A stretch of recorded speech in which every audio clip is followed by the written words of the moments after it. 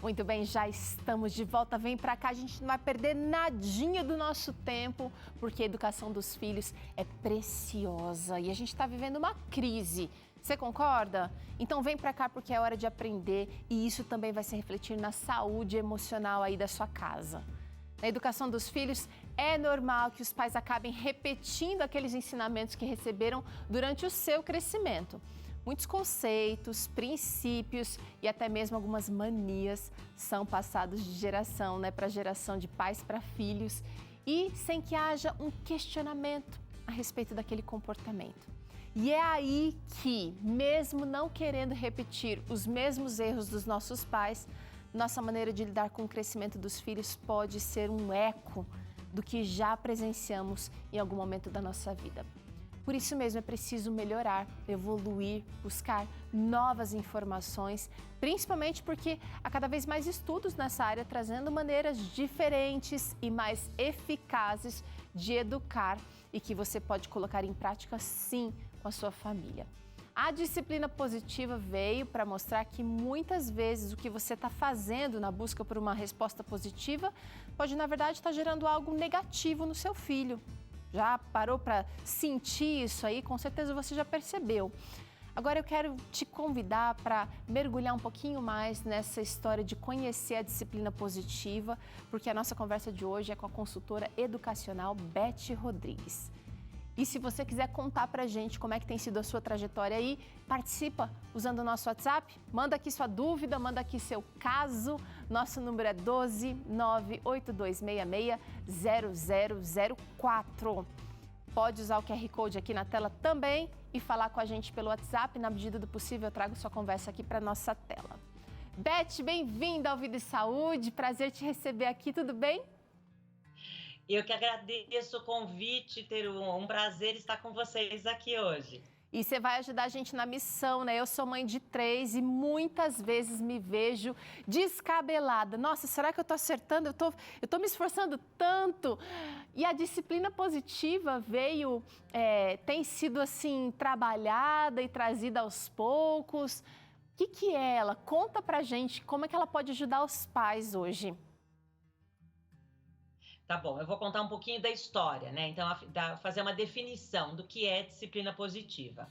É uma abordagem socioemocional que foi criada já há 4 décadas.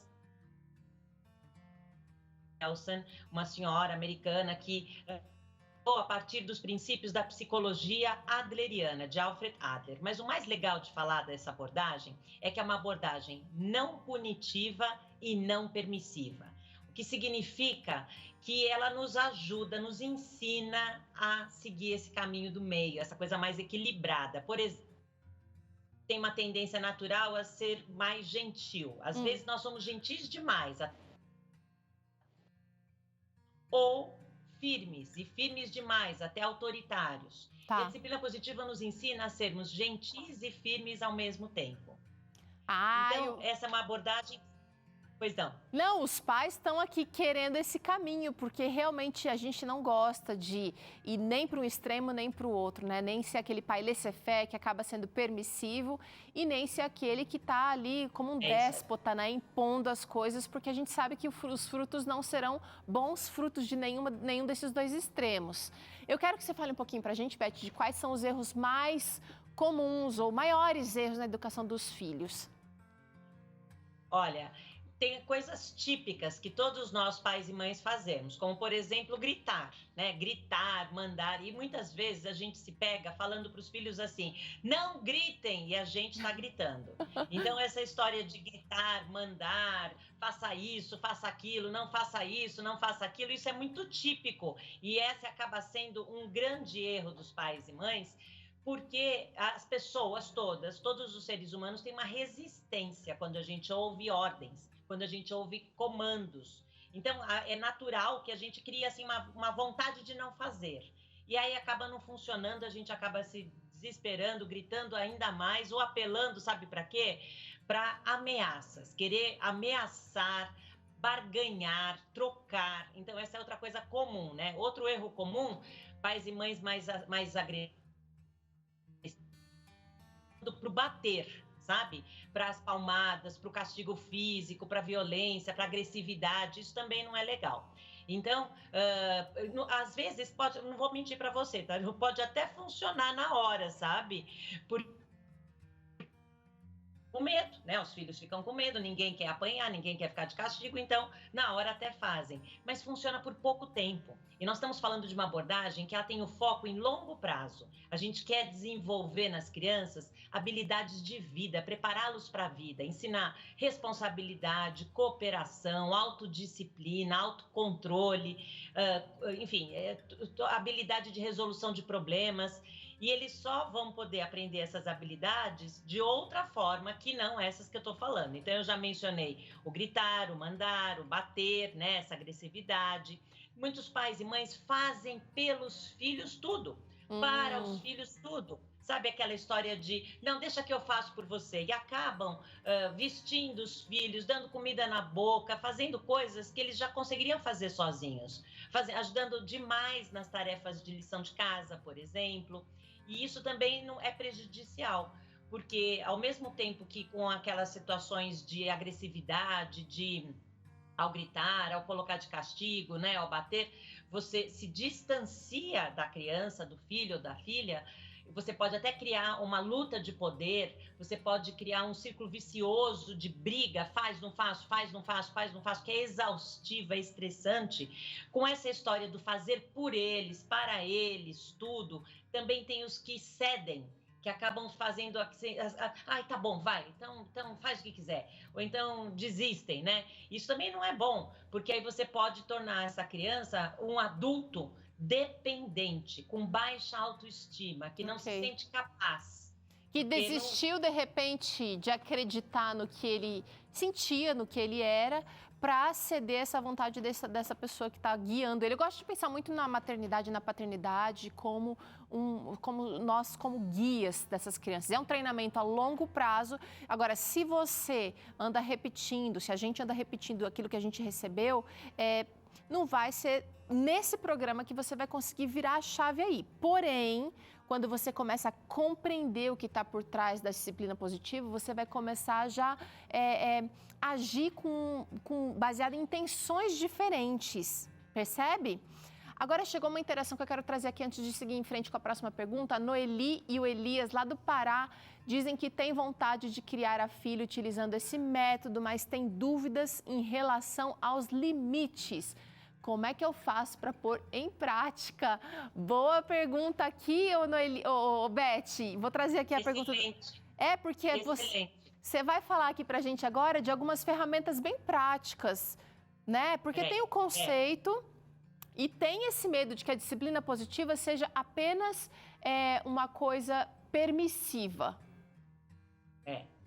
Vamos ver isso, porque existe esse preconceito mesmo. Muitas pessoas, quando ouvem falar sobre disciplina positiva, sabem que é uma abordagem não agressiva, não punitiva, mas desconhecem que é uma abordagem também não permissiva. Existem limites. Nós, pais e mães, somos autoridade. Ser autoridade é diferente de ser autoritário. É isso aí. Então, quando você é firme demais, você cai no autoritarismo. E aí as consequências em longo prazo, porque na hora funciona, mas é o que eu estava falando, em longo prazo as consequências são desastrosas. Nós estamos falando de pessoas que podem ser dissimuladas, você se afasta dos seus filhos, você pode tornar pessoas agressivas, porque a gente ensina pelo exemplo. Nós ensinamos os nossos filhos muito mais com as nossas ações e atitudes do que com as nossas palavras. É verdade.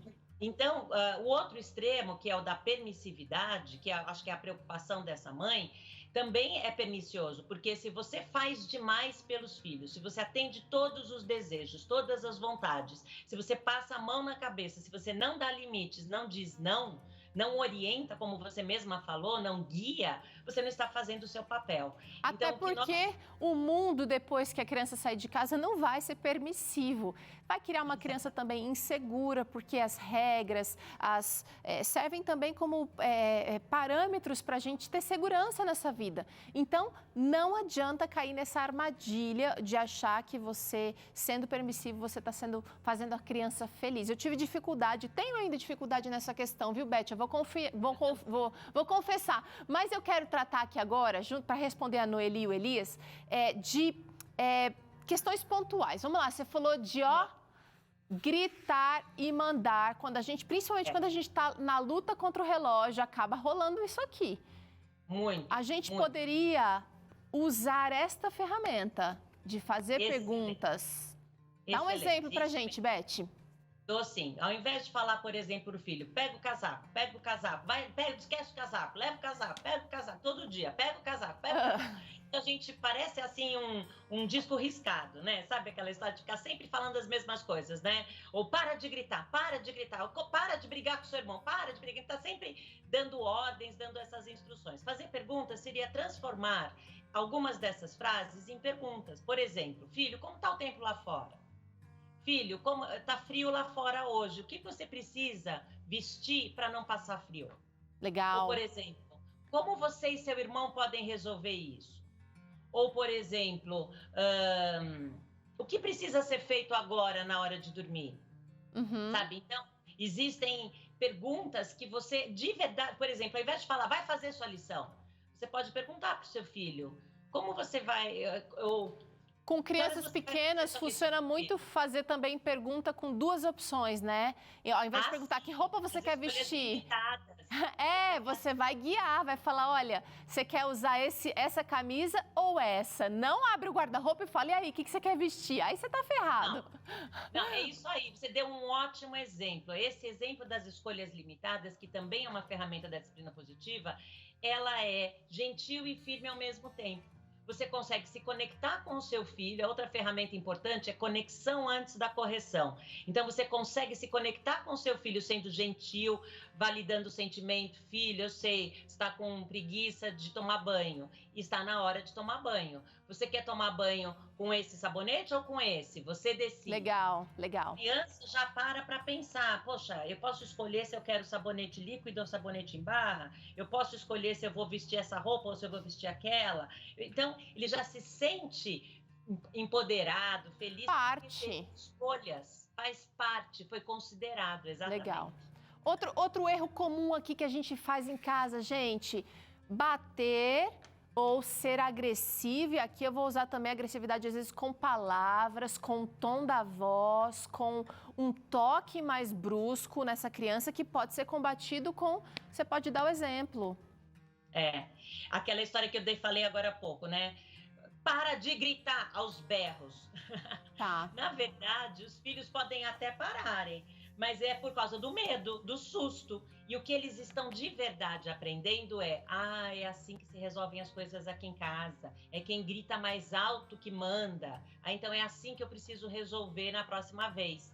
Então, quando nós não percebemos que os nossos filhos aprendem muito mais com as nossas atitudes, com as nossas ações do que com as nossas palavras, a gente se lembra de ser um exemplo do que nós queremos que eles desenvolvam. Então, a gente quer que sejam pessoas respeitosas, a gente vai agir com respeito com eles também. Só tem um jeito deles aprenderem respeito, eles aprenderem a resolver problemas, resolvendo também, por exemplo. Agora, então, você tocou num ponto... você tocou num ponto importante. Você não pode fazer por eles, eles estão observando. Então, tem gente que está arrumando a cama do filho. Você acabou de gritar aí com o seu, vai lavar essa louça. Para de fazer pelos filhos e vai fazer junto. Perfeito, é isso mesmo. Fazer com os filhos. Você resolve problemas junto com os filhos, você faz acordos junto com os filhos, você ensina habilidades fazendo com eles. Então, primeiro eles veem você fazendo, depois eles fazem junto, depois eles conseguem fazer sozinhos. Tá. É um processo. Tá. Ó esse aqui. Ó um exemplo negativo aqui, gente. Barganhar, chantagear, ameaçar. Você vai combater isso aqui com essa ferramenta da disciplina positiva, encorajar. Então, ao invés de barganhar, e isso pode até ser com afeto, né, Beth? Sim. Só vou fazer isso, me dá um abraço.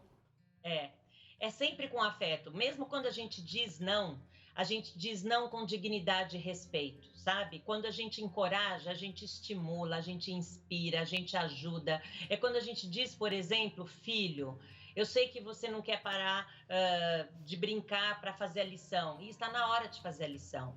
você quer fazer lição sozinho ou você quer minha ajuda, por exemplo? Então, você viu que eu juntei várias. É Falei do verdade. gentil e firme, usei as escolhas limitadas, usei perguntas. Isso tudo encoraja. Então, a gente precisa de mais habilidades? Precisa conhecer melhor essa abordagem, conhecer os livros, conhecer os cursos, né? Tem o meu Instagram, o Disciplina Positiva Brasil, mas realmente existem dezenas de ferramentas que nós podemos utilizar ao invés de continuar cometendo esses erros típicos, né? Que todos nós, pais e mães, acabamos cometendo em algum momento. E a Beth usou mais uma que eu vou revelar aqui, porque é para combater aqui esse mau hábito aqui, a sessão negativa, né? O ceder sempre. Então, você fala não, não, não. Aí a criança sabe que se ela insistir mais um pouco, você vai ceder. Eu tenho uma lá em casa que é assim. A gente pode ser gentil e firme. Eu gostei da sua ideia aí de, a gente tem que fazer tarefa agora. Eu sei que você queria, mas você pode fazer isso ou aquilo. Sendo gentil. Agora é o seguinte, Beth, quando a gente já está